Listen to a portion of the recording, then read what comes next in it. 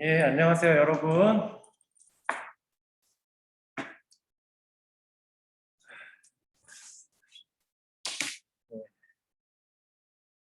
여러 기타 업무가 있어가지고 고3 학생이 찾아와서 관련 상담을 좀 하느라고 조금 늦었습니다. 죄송합니다.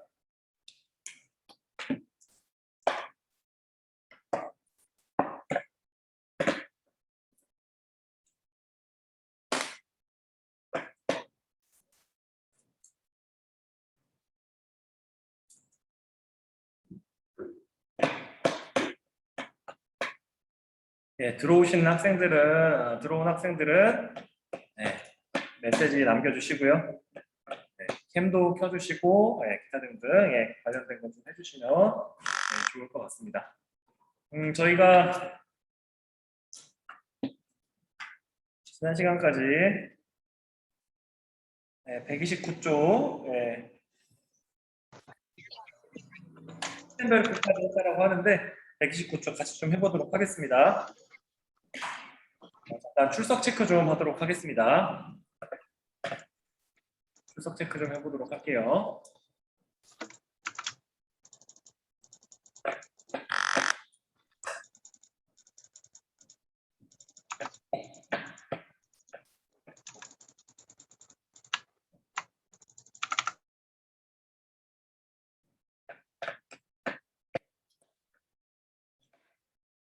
네, 그래서 잠시만요. 출석 체크 좀 하도록 하겠습니다.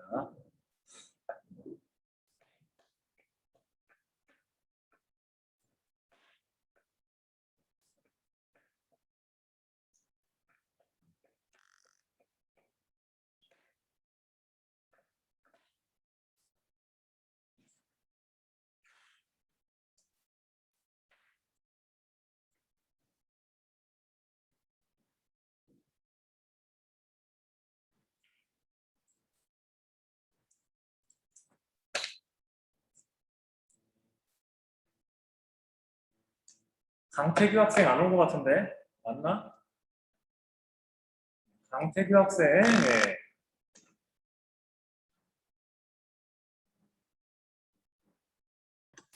쌤, 저 있어요.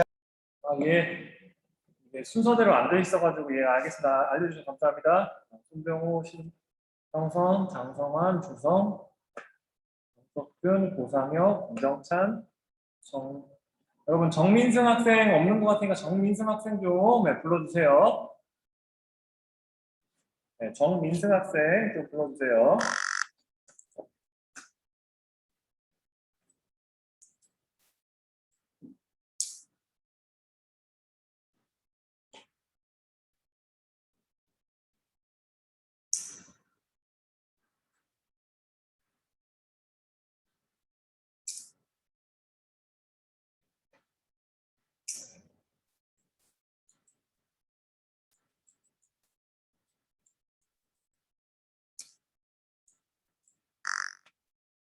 그리고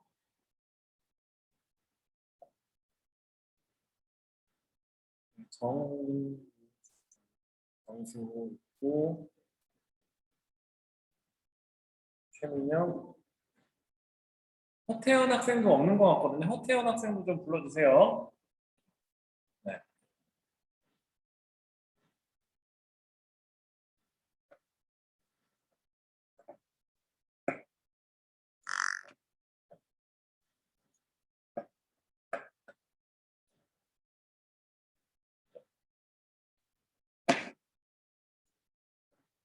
그리고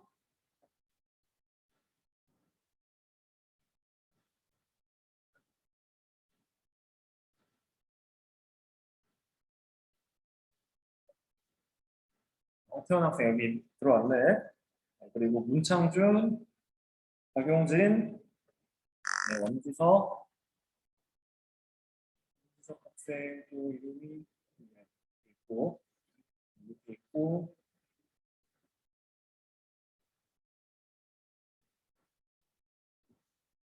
정훈석 있고, 흉빈 있고, 그 다음에 이제 학생. 자, 이유빈 학생 좀 불러주세요. 아, 아까 김유빈 학생 말 잘못했네. 성아, 쌤, 저 있어요. 미안해요. 예. 아, 김유빈 학생의 순서가 좀 다르게 돼 있어서 제가 좀 못 찾아서 미안하고요. 넘어가면서 돼가지고 미안합니다. 이소연, 하늘이 아까 바꾸고 김가원, 김지.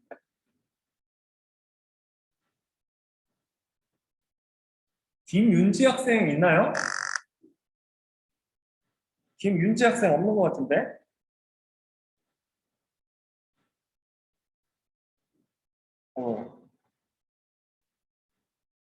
김윤지 학생, 네. 좀 불러주세요. 네, 10반. 그다음에 박지원 학생 있고,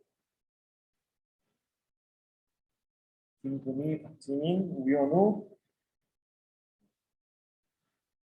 이수빈, 과연 박성은 예, 다 있네요. 나머지는. 네, 그래서 여러분들 다시 한번 부탁드린 건데 제가 이게 담임 교사가 아닌 관계로 연락을 다이렉트로 할 수 없거든요, 여러분들. 네, 같은 반 친구들이 조금만 좀 연락을 좀 해주시면 굉장히 감사하겠습니다. 다시 한번 부탁드립니다. 10반에 김윤지 학생. 여기 또 잘못 체크했네. 김윤지 학생. 이거는 제가 이게 출석부, 이게 이동 출석부라서 여러분 출석을 독려하기 위해서만 체크하고 있습니다. 그리고 정민승 학생 좀 불러주세요. 네, 두 학생 들어올 수 있게. 네, 네. 튕길 수 있죠, 여러분. 장성환 학생. 예. 저도 튕겨요, 여러분들. 예. 특히 여러분들, 저희가 월요일 날 수업할 때 느껴졌었죠, 여러분들. 예. 1교시 때 제가 들어왔다 나갔다, 예. 한 3번 했습니다. 예.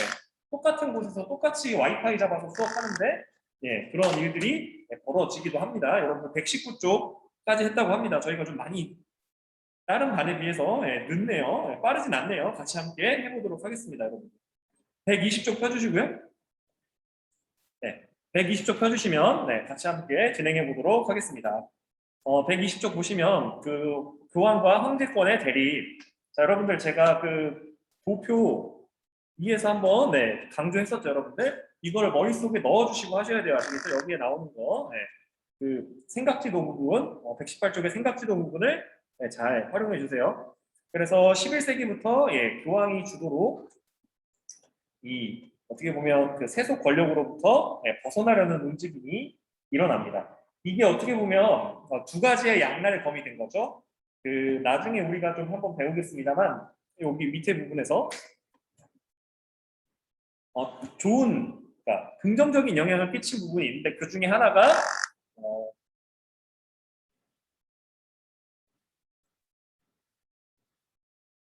한참 뒤에 나오나요? 클레니스톤의 개혁.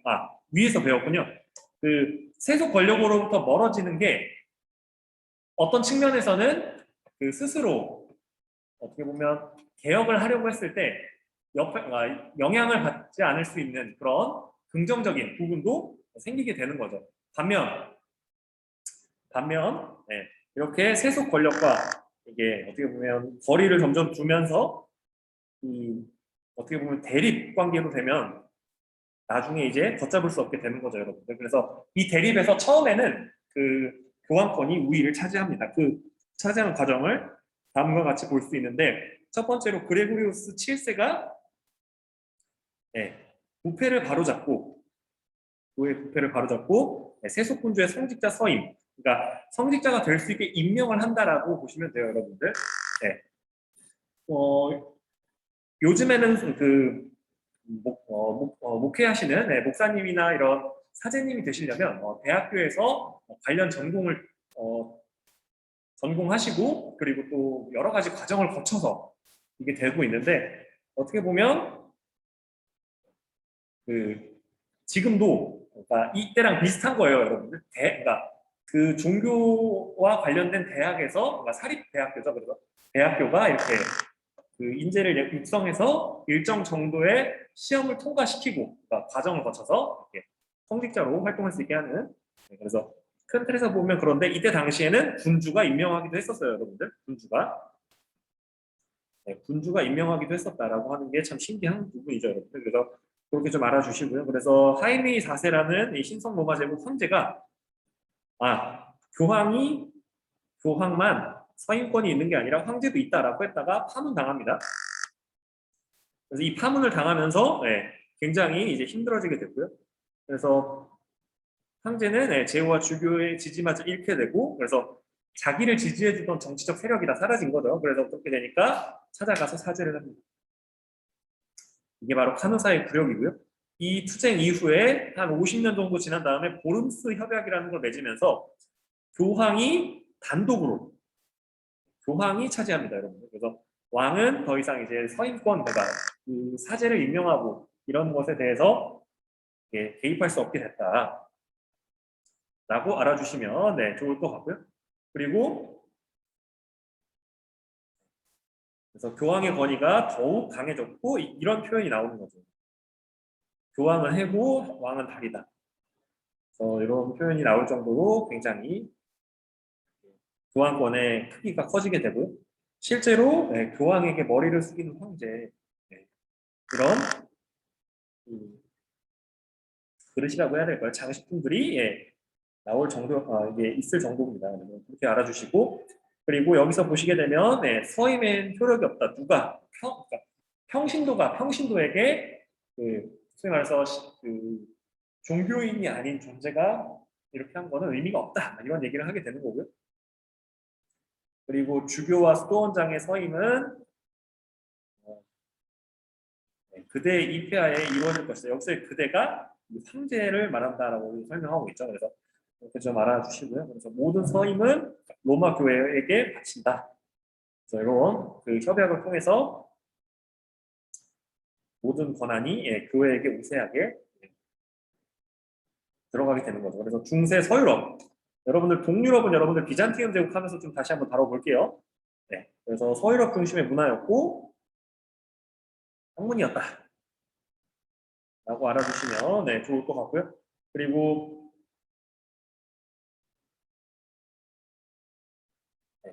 그래서 이제 교부 철학이라고 하는 게 이때 당시에는 신학이 철학이라고 하는 학문이 신학의 보조 수단으로 이렇게 사용이 되게 됩니다. 그래서 교부라고 하는 거는 교회 이론을 세운 사람이라고 여러분들 그냥 알아주시면 되겠고요. 그래서 십자군 전쟁 이후에는 아리스토텔레스의 철학이 서유럽에 본격적으로 이제 전파가 되면서 스콜라 철학이 유행을 했고 이걸 집대성한 토마스 아퀴나스가 신학 대전이라는 걸 쓰면서 진리와 이성이 조화를 이룰 수 있다라고 주장을 했고요. 반면 그 오컴이라고 하는 그 후대 사람은 진리와 그 이성이 신존재 증명이라고 해서 이게 신학대전에서 막 신존재를 증명하려고 하거든요. 근데 반면에 신의 존재를 이성으로는 증명할 수 없다. 라고 이렇게 신앙과 이성을 분리하자라고 이렇게 얘기를 합니다. 그러니까 이게 여러분들 뭐가 중요하냐라고 생각할 수 있겠습니다만 이때 당시에 굉장히 중요했습니다. 아시겠죠? 그래서 그러니까 이 이성과 신앙을 함께 보느냐 다르게 보느냐에 따라서 인간의 그런 능력인 이성의 그런 기능에 대해서도 생각해 볼 수 있게 되는 거죠. 한 가지 이런 철학적인 이런 부분이 있는데 이건 관심 있으신 분들만 한번 조금 더 자료를 찾아보시면 좋을 것 같아요. 모두에게 이걸 설명하는 거는 이게 저희가 철학 시간이 아니니까 의미가 없고요. 그래서 여기서 핵심을 보시게 되면 인간의 이성을 허용한다. 인간의 이성을 허용한다. 그래서 이성은 도움이 되고 자연에 대한 그리스도교의 사랑과 서로 통한다. 그래서 어떻게 보면 그 이성이 굉장히 어떻게 보면 신앙을 성숙시키는 도구다. 이런 얘기를 하는 거죠. 그래서 그런 얘기를 좀 했었고요. 그리고 학문 초기에는 중세 학문은 교회와 수도원을 중심으로 발달할 수밖에 없겠죠, 여러분들. 그쪽에서 주로 연구하니까. 근데 점차 대학으로 학문 연구 기능이 옮겨졌다. 그래서 여러분들 이 대학도 여러분들 제가 나중에 중세의 변화 내지는 르네상스 그쯤에 가면 여러분들 제가 또 다시 한번 언급하도록 하겠습니다. 그래서 볼로냐와 파리에서 성립된 네, 이 대학을 중심으로 해서 12세기경부터 해서 점차적으로 이제 이 조합 성격이었지만 네, 증가하게 되고요. 그래서 이 자치권이라고 하는 게 굉장히 이들에게는 중요한 것이었다. 그래서 이걸 통해서 자유를 누리기도 했다라고 알아주시고요. 그리고 공공기사의 모험과 사랑을 다루는 이런 기사 문학이 나왔고요. 여기서의 기사 문학은 굉장히 이 기사의 긍정적인 부분을 묘사한 겁니다, 여러분들. 우리가 잘 아는 돈키호테라고 하는 문학 작품은 나중에 중세 후기에 나오면서 이 사람들의 이런 단점을 주로 다룬 노래가 되는 거죠. 그래서,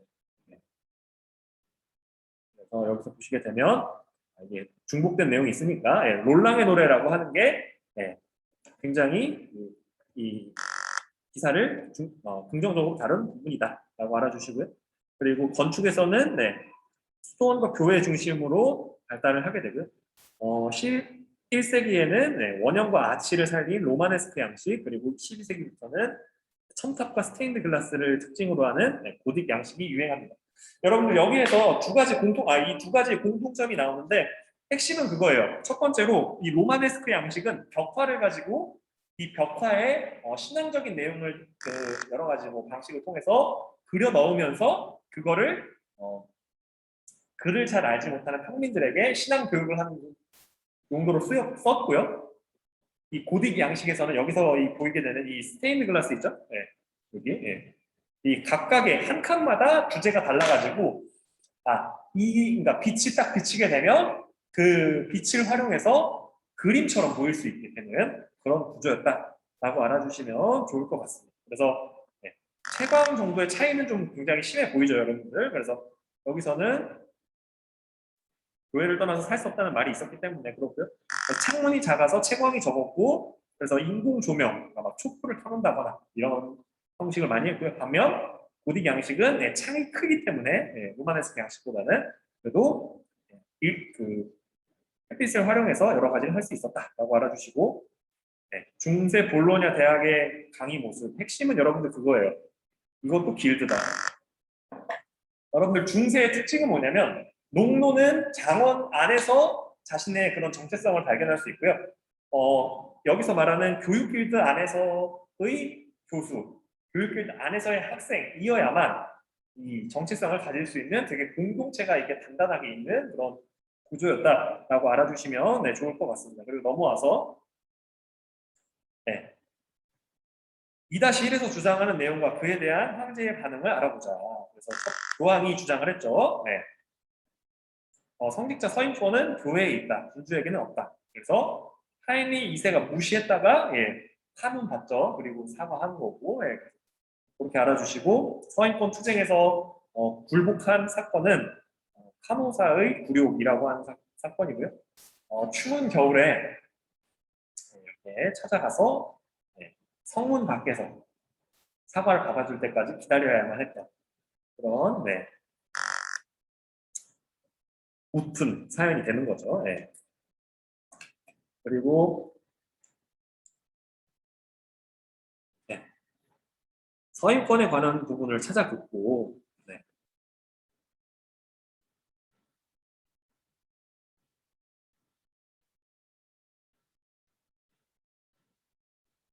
그래서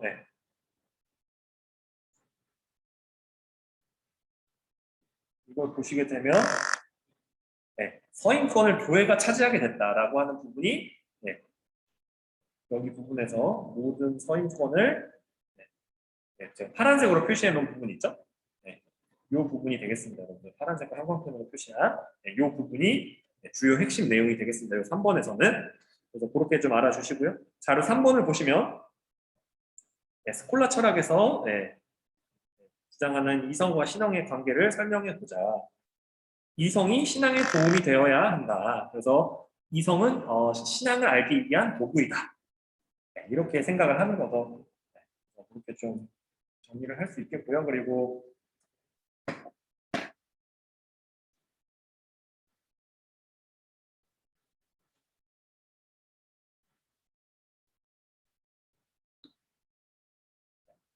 이렇게 할 수 있겠고, 다음으로 넘어가서 5번 보시게 되면 제가 로마네스크 양식과 그 고딕 양식을 구별해 놨습니다. 그래서 원형과 아치를 중심으로 이렇게 만들었고요.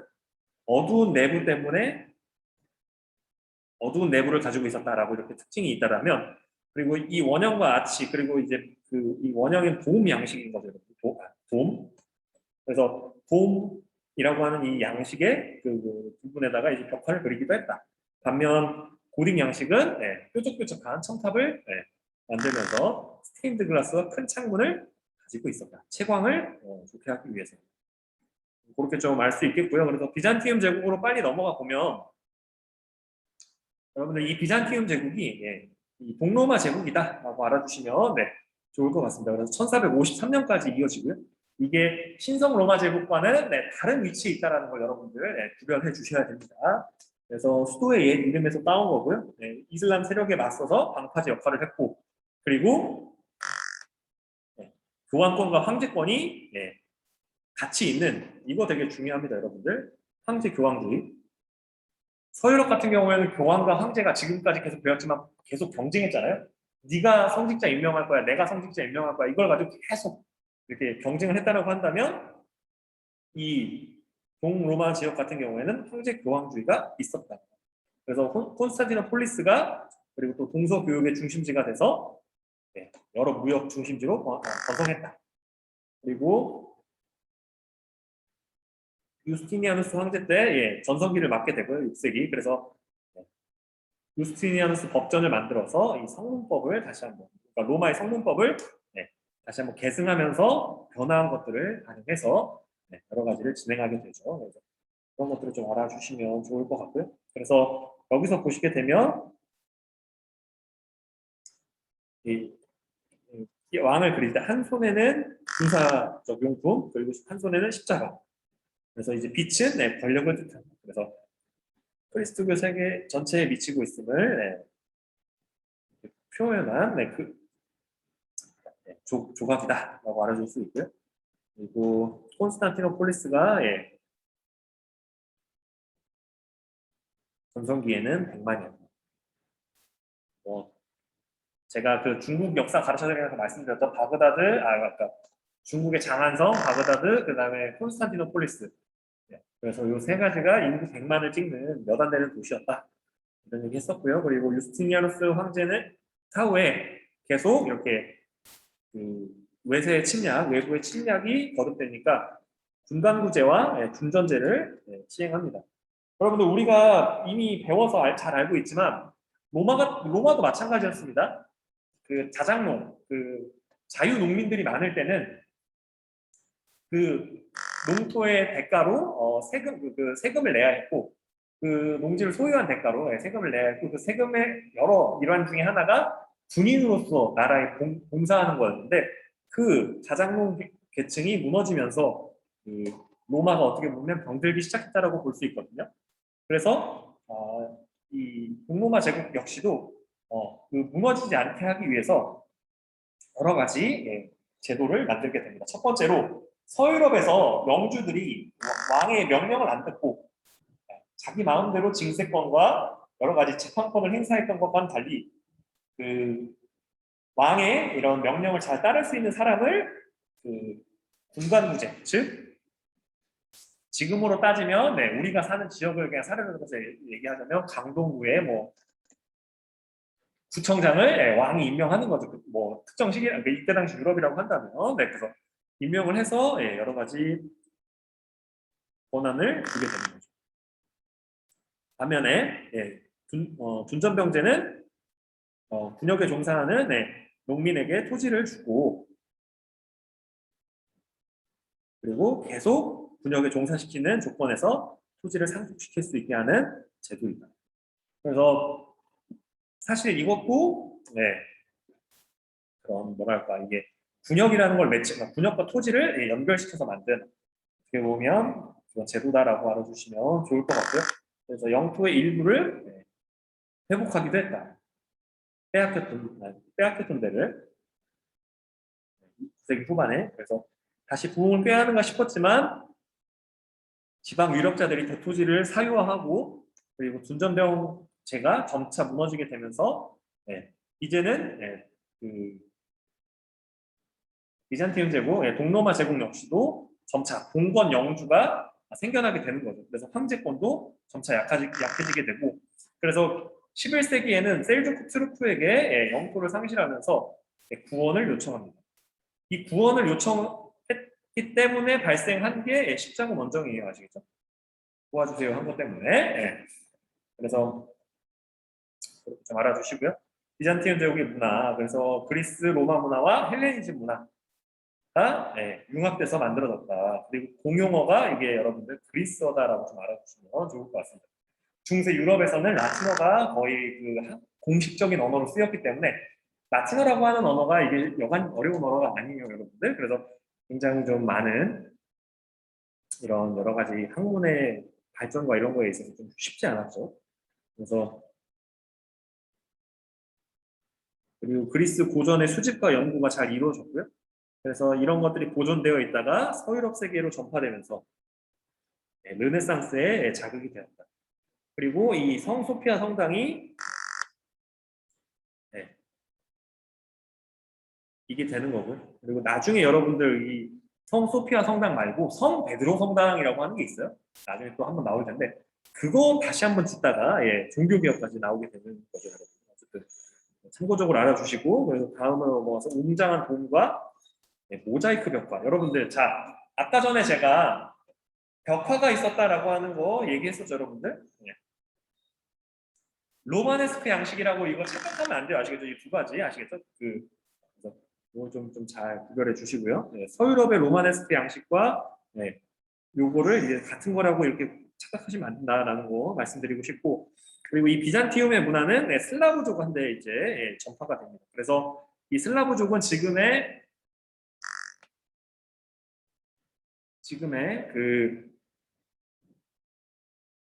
러시아 쪽, 그리고 러시아를 주로 이루는 그 민족이고요. 그래서 이 사람들이 세운 키예프 공국이라는 데에서 여러 가지를 교역하면서 종교도 받아들이고 문화적인 것도 수용을 하면서 키예프 공국의 성소피아 성당도 생기게 됩니다. 그래서 두 가지를 비교해 보면 공통점이 있죠. 조금 작긴 합니다만 돔 양식이 있고요. 여기에 이제 십자가가 달려 있는데, 여러분들 요 옆에 층탑은 이슬람에게 점령당하고 나서 이제 그 이슬람 사원으로 쓰이기 위해서 만들어진 층탑입니다. 참고해 주시고요. 그래서 비잔티움 제국에서의 황제와 교회와의 관계를 설명해 보자. 여기 부분에서는 황제가 교회를 지배하고 교황을 겸했다. 즉 세속적인 권력자인 황제가 교황의 역할을 했다라고 알아주시고요. 그리고 유스티니아누스 황제 때가 전성기였고, 그러니까 전성기가 되게 빠르게 온 거죠. 반면 이제 이 외침 때문에 군관구제와 군전병제를 실시했지만 점차 이 지방에서 봉건 영주와 같은 세력들이 등장을 하게 되면서 이런 것들이 약해지게 됐고요. 그리고 비잔티움 양식의 핵심은 이 돔 양식과 이런 모자이크 벽화다. 그래서 여기서 보게 되면 제가 여기서는 원형과 아치라고 했잖아요. 이게 돔의 초기 형태이긴 한데 어쨌든 이거 돔이라고 하기에는 좀 너무 좀 그러니까 여기서는 원형과 아치, 그러니까 어떻게 보면 이 로마의 그런 실용적인 부분이 계승됐다, 이런 걸 좀 알아주시면 좋을 것 같고요. 그리고 여기서는 이제 좀 다른 형식이 생긴 거죠. 돔도 되게 크잖아요. 그래서 그렇게 좀 알아주시면 비교해 주시면 될 것 같습니다. 그리고 키예프 공국은 비잔티움 문화의 많은 부분을 모방해서 계승했다. 그렇지만 여러분들 이 크기 차이가 나는 거는 이 국력의 차이라고 볼 수도 있어요. 아시겠죠? 정리를 할 수 있고요. 그리고 다음으로 넘어가서 중세 유럽의 성장과 변화. 그래서 중세 유럽이 여러분들 우리가 배웠었습니다만 노르만족의 침략, 11세기 경부터 시작된 노르만족의 침략 이후로는 굉장히 안정적으로 이렇게 경제적으로 정치적으로 안정되고 경제적으로는 서서히 발전을 하게 됩니다. 그래서 삼포제라고 하는 이런 농업 방식이 많아지게 되고요. 말과 무거운 쟁기를 활용한 이런 기피가리, 신병이라고 하는 것들이 발생을 했고, 그리고 또 농업 생산량이 꾸준히 증가를 하면서 인구도 증가를 합니다. 그래서 농지가 부족해지니까 개간이나 개척 사업을 하려고 했고요. 그래서 여러분들 엘베 강가 근처까지, 동쪽까지 이게 계속 이렇게 확장해 나가게 되고요. 그리고 이베리아 반도에서는 크리스토교 국가들이 이제 재정복 운동을 펼치기 시작합니다. 그래서 11세기 후반에는 셀주크 투르크의 위협을 받은 비잔티움 제국이 로마 교황에게 도움을 요청하고, 교황도 그걸 느낀 거죠. 아, 이제 서유럽 내부에서는 내가 그 어떤 국왕과도 그 세력 경쟁, 내가 말했을 때 내 이 권위와 권력을 이길 수 없다. 그러니까 이 권위와 권력을 더 키울 수 없을까? 이렇게 이게 어떻게 보면 이런 고민을 하고 있었을 때 비잔티움 제국에서 도움을 요청하니까 그걸 냉큼 받아들여서 그 교황권의 회복을 위해서 성지 회복을 위한 이거는 종교 전쟁이다. 종교 전쟁이기 때문에 무조건 승리할 것이다. 하나님이 함께 하시는 전쟁은 지을 수 없다. 이런 얘기를 하면서 전쟁을 독려하죠. 여러 뭐라고 해야 될까, 여러 영주들과 여러 국왕들한테. 근데 실상은 굉장히 참혹했습니다, 여러분들. 그래서 1차 십자군 원정 때가 가장 좋았어요, 여러분들. 그 예루살렘도 차지하고 주변 지역도 좀 점령을 하면서 실제로 이걸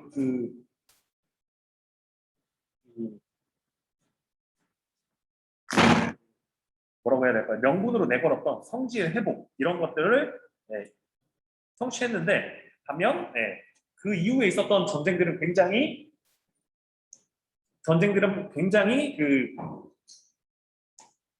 순수성을 잃어버리게 되는 거죠. 세속적이고 상업적이고. 그래서 일부의 사람들은 제가 여기다 써놨습니다만 소년 십자군을 노예로 팔기도 하고, 그리고 도와달라고 얘기했던 콘스탄티노폴리스, 즉 동로마 제국을 공격해서 그 지역에다가 나라를 세우고, 이런 좀 말도 안 되는 그런 행동들이 벌어지게 됩니다. 그래서 1차부터 이 밑에 지도를 잠깐 보시면 8차까지 이루어지게 되는데, 굉장히 이 과정에서 성스러운 전쟁에 이런 성스러움은 없고, 굉장히 탐욕적이고, 굉장히 이런 세속적인 이런 것들이 강조가 됩니다. 그리고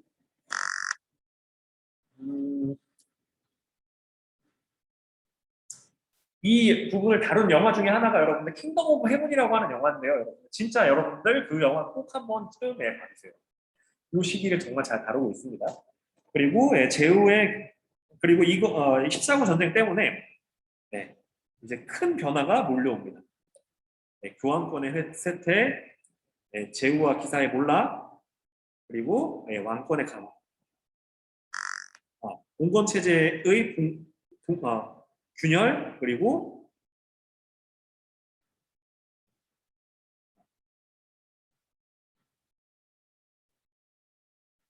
왕권의 강화. 그래서 이렇게 4가지 일들이 발생을 했다라고 여러분들이 알아주셔도 좋을 것 같습니다. 교황권의 쇠퇴, 이렇게 좀 알아주시면 좋을 것 같고요. 그리고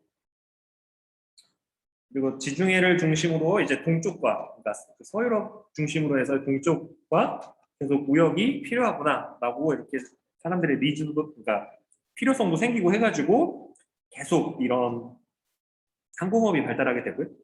그리고 이런 상공업의 발달 때문에 도시가 성장하면서 이런 중세 장원 체제, 그러니까 장원이라고 하는 이런 폐쇄된 공동체가 점차 떨어져 나가는 거죠. 그래서 그런 것들을 좀 알아주시면 좋을 것 같습니다. 그리고 두 문화 때문에 자극이 되었다. 좀 알아주시면 좋을 것 같습니다. 그래서 무역의 중심이 지중해에서 무역이 이게 증가했다라고 알아주면 좋을 것 같습니다. 그리고 도시의 성장과 자원의 해체. 여러분들 도시가 나오자마자 이 얘기가 나오는데 여러분들 도시라고 하는 게 여러분들 원래는 그런 여기서 보시게 되면 상인과 수공업자 중심으로 원래는 시작을 했었습니다. 여러분들. 상인과 수공업자. 근데 시장이 생기면서 이게 형성되고 있었는데 이 사람들이 십자군 전쟁 이후에 점점 더 규모가 커지는 거예요. 이게 멀리서 물건 가져오다 보니까 이익도 더 많이 붙여서 팔 수 있게 되고 그래서 거래 규모도 커지고 하니까 더욱 발전하게 되고요. 그리고 이제 베네치아, 제노바 등 지중해 연안 도시가 이제 동방무역으로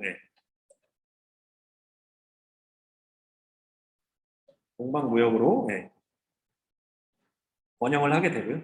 그리고 무엇보다도 피렌체, 밀라노 이런 부분들은 지금에도 있는 그러니까 옷을 만드는 직물업 그리고 금융업 이런 것들이 만들어지게 됩니다. 그래서 십자군 전쟁이라고 하는 게 그 전에는 여러분들 이 퍼센테이지로 그냥 알아듣기 쉽게 설명을 해드리면 90% 정도 그러니까 5%는 귀족, 5%는 뭐 제후, 영주, 기사 그리고 나머지 90%는 농업에 종사하는 아주 그냥 이제 단순한 사회였다라고 한다면 점차 시간이 가면서 이 90% 중에서 수공업자와 상공업자가 나오게 되고 그리고 십자군 원정을 하면서는 여러 금융업 그리고 또 이제 그 군인 하시는 분들이 이게 옷 다 손수 지어서 입을 수 없으니까 옷을 사 입게 되니까 옷을 만드는 그런 업체들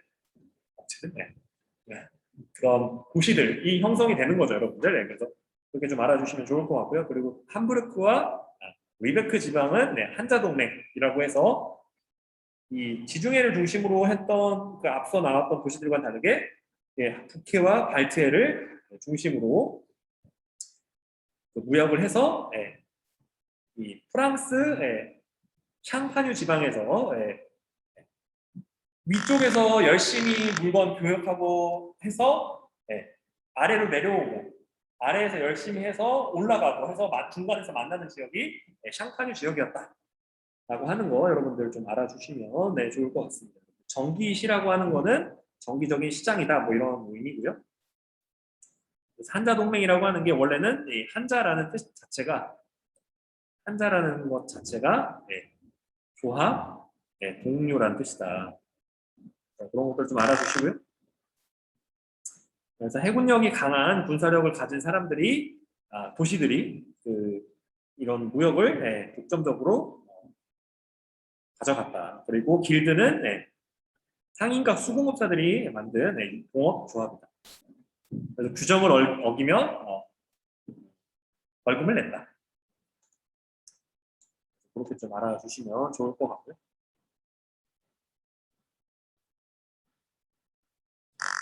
도시는 영주의 지배를 받았지만 경제력이 커지면서 도심이 재력과 무력을 동원해서 영주한테 이게 자치권을 얻어내게 됩니다.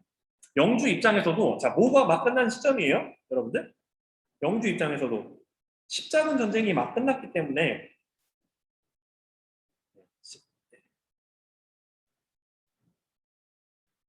굉장히 경제적으로 힘들어지게 됩니다. 그러니까 영지에서 도시가 하나 생기게 되면 그 도시한테 더 많은 세금을 계속 더 뜯어내려고 하니까 먼저 이건 어떻게 보면 경제력을 가진 도시가 군사를 용병을 고용한다거나 자신을 보호해줄 플러스 먼저 가서 제안을 하는 거예요.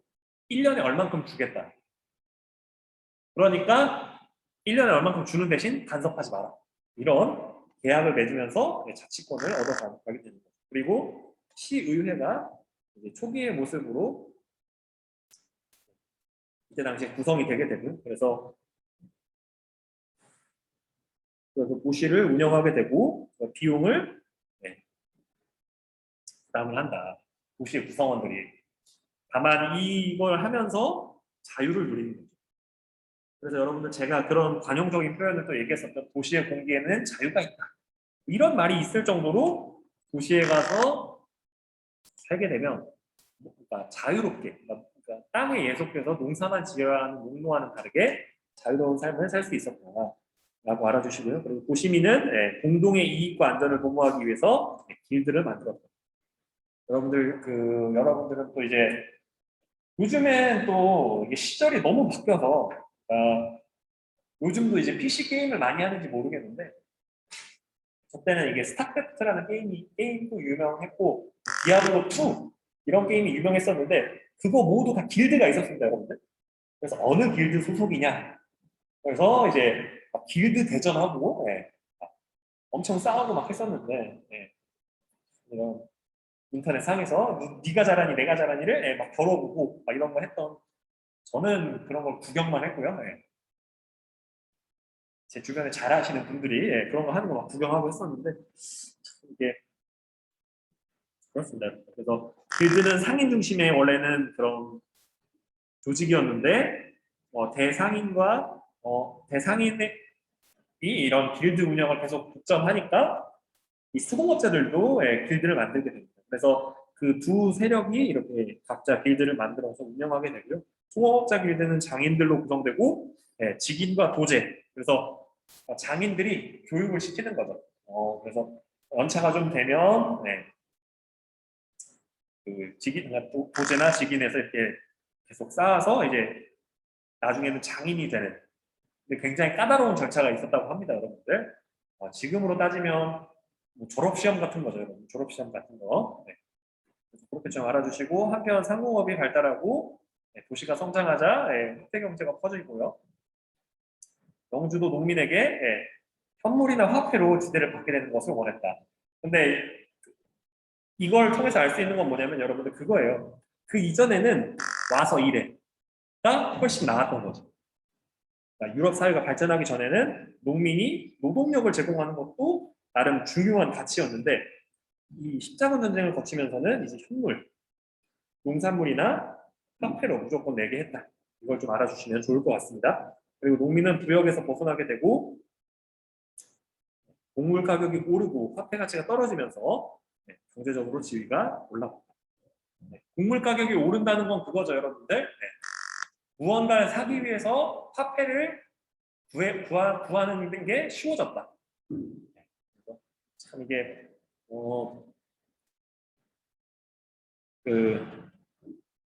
영국이 아편을 수출하기 전에 그 청나라의 상황인 거죠, 여러분들. 중국의 상황인 거. 그래서 바람직한 상황이었던 건데 어쨌든 뭐 그렇죠. 근데 때마침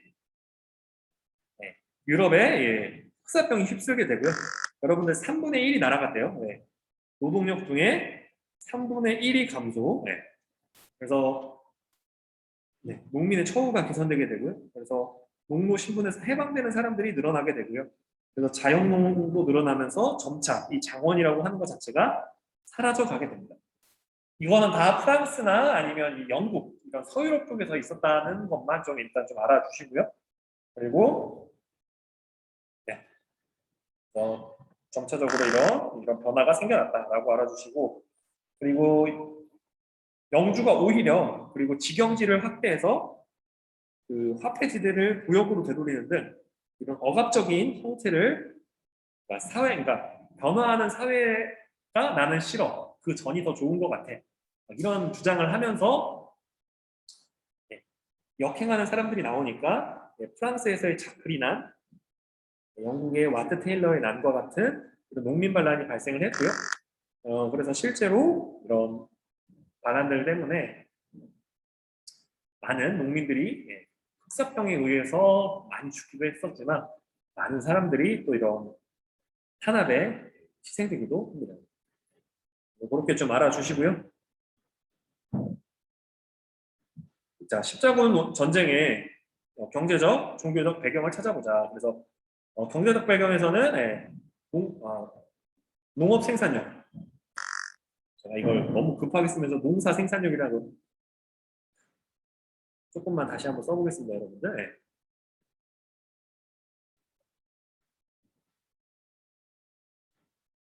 농업 생산력이 증가되고 인구가 증가됐기 때문에 배경이니까요.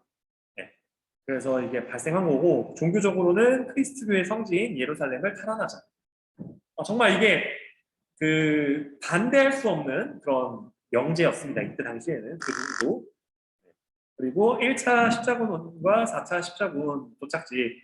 그래서 1차와 4차를 구별하는 건 여러분들 수능에 출제되긴 했었거든요. 뭐 수능 때 여러분들이 선택 안 할 수도 있긴 있습니다만 어쨌든 그렇고요. 그래서 종교적 열정이 감소했다. 그래서 베네치아 상인들의 그런 경제적 이익 추구가 있었다라고 알아주시면 좋을 것 같고요. 그리고 3번 보시게 되면 네, 제가 여기다 정리해 놨잖아요. 제가 위에서 1, 2, 3, 4로 매칭 시켜놨던 거 기억나죠? 그걸 다시 한번 적어봤습니다, 여러분들. 그리고 네, 4번 보시게 되면 네, 지중해 무역에서는 제노바와 베네치아 그리고 북방무역, 즉 한자 동맹 그 알프스 이북에서 일어났던 이런 여러 가지 이런 도시의 형성 과정 뭐 이런 것들에서는 함부르크, 위베르크 이런 도시들이 이 십자군 전쟁 전후로 이렇게 발전을 하면서 네, 무역이 발전했다라고 알아주시면 네, 좋을 것 같고요. 그리고 5번까지만 하고 마치겠습니다, 여러분들. 네. 흑사병의 창궐 때문에 경제적인 지위가 농민들이 상승했고 그래서 장원이 해체됐다라고 알아주시면 네, 좋을 것 같습니다, 여러분. 그래서 다음 시간에는 여러분들 126쪽부터 해보도록 하겠습니다. 네, 수고했습니다.